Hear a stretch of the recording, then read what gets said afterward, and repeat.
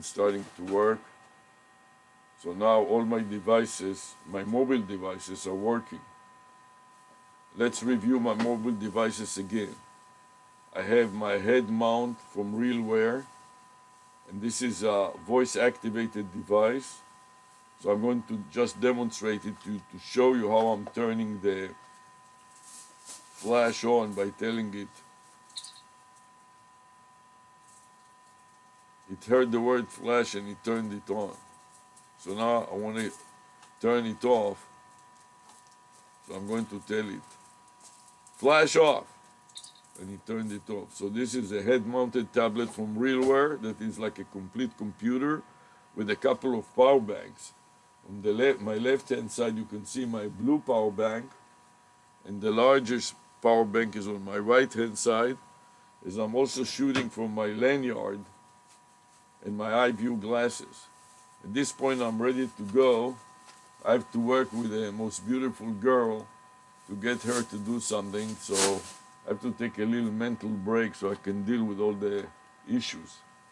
In the meantime, let's refresh Pessar. So I want to keep it short so it doesn't become so long that it's hard to process. So I'm going to make the new version, version A. Insert the letter A after the year. So now it reads year 2024 sub A. And the current time is 8:54. So I'm going to upgrade the 8.45 to 8.55. Okay. So by the time I finish with it, it will be 8:55. Focus the cursor on the first field of the Save As dialog box. Place the cursor on it, wait for the vertical line to appear, and then press the right mouse to copy to the clipboard buffer. Then go back to the last input field, the file name field. Press the cursor at the beginning of the input field, right mouse click and paste the path to pessar.exe. That stands for problem step recorder executable, followed by a backslash separator between the path and the file name, and then click again and copy to the clipboard buffer. Press the save button and then press review additional details to see how many steps. This was 53 steps, and start anew. Add a comment with the previous file name. So paste the previous file name into the dialog box highlight area and comment, and click OK. And then paste it into my notes. Edit, paste. And this is a zip type of file. Then file save.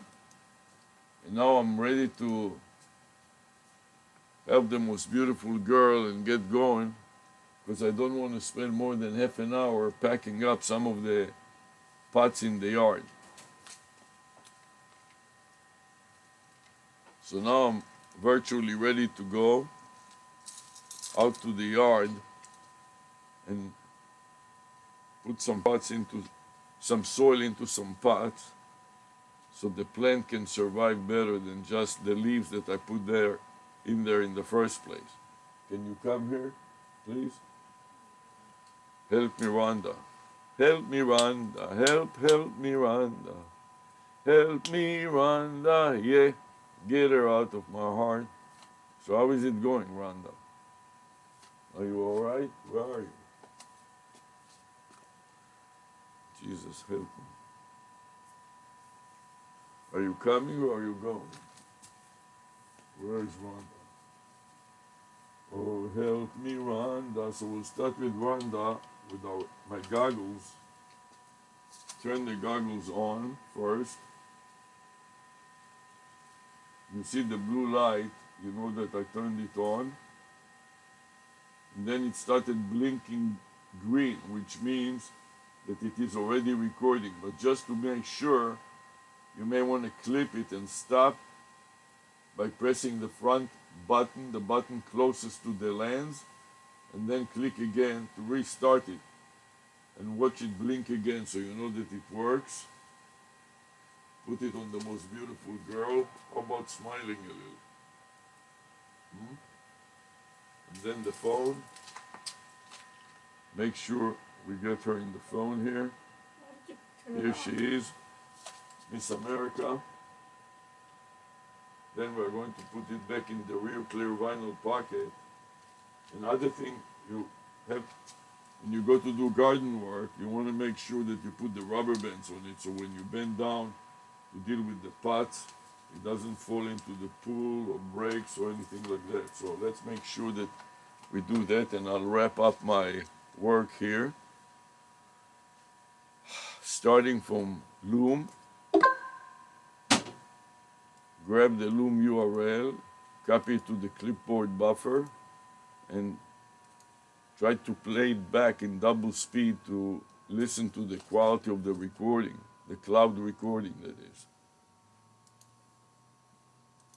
Doesn't hide anything else. So now I'm ready to go ahead and put on the goggles first. So I disconnect them from the power. Wait to turn the goggles on. I press the button and I see the blue light, which means that the goggles are on. As you can see, the blue light means that the goggles are on. Let me show you the other camera. You see the blue light. And now another press. And then we start recording. In addition to the movement in the power, an external power bank. So I don't have to worry about running out of power anytime soon. Put on my garden working shirt, my Hawaiian shirt, with the power bank pocket. So I can insert the power bank into my shirt here. And this is a Lenovo. With the power bank that I got in the computer show, all these computer shows with a retractable USB-C cable.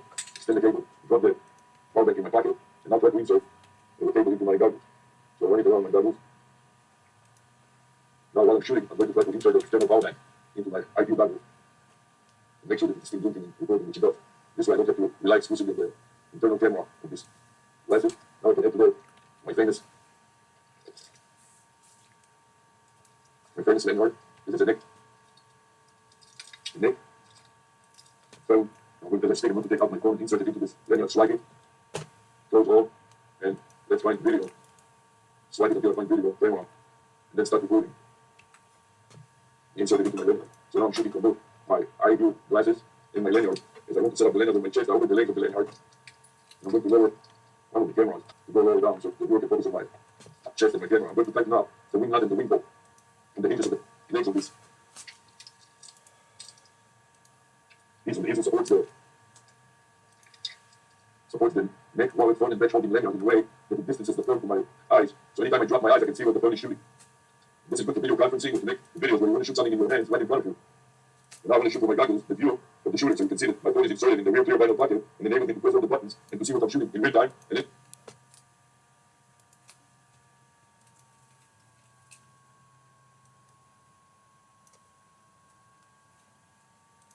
I start by putting in a comment, and now I paste in the summary field, my notes, and then I want to add also chapters, so I click on the plus add chapters icon and get the 3 chapters and save it with the 3 chapters, and you can see the error message that I'm getting is failed to update description, which is why I'm running this Psar problem step recorder, because I want to trap all the errors and report them. So I'm going to the top of the file here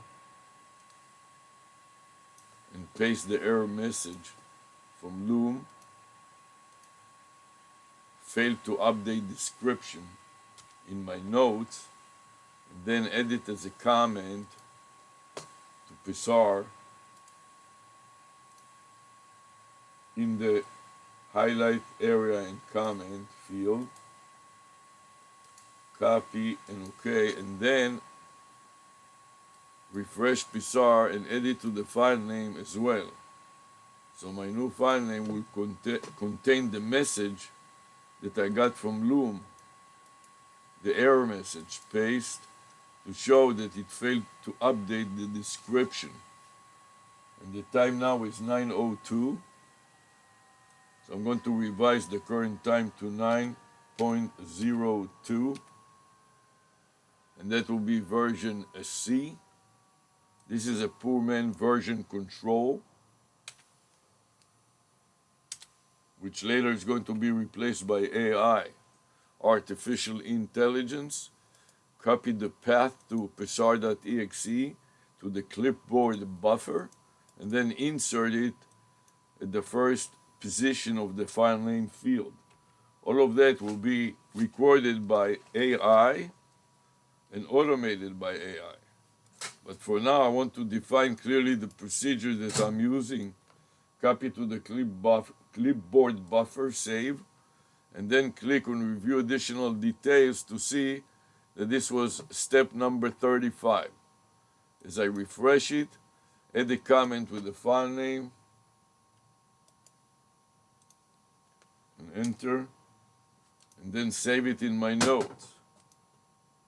Edit, paste to my notes, widen my notes so it doesn't wrap it around, and then file save again. And now I'm basically ready to rumble, go out to the yard and do some gardening. But before that, I want to stop all these recordings. So I stopped one, and then I stopped the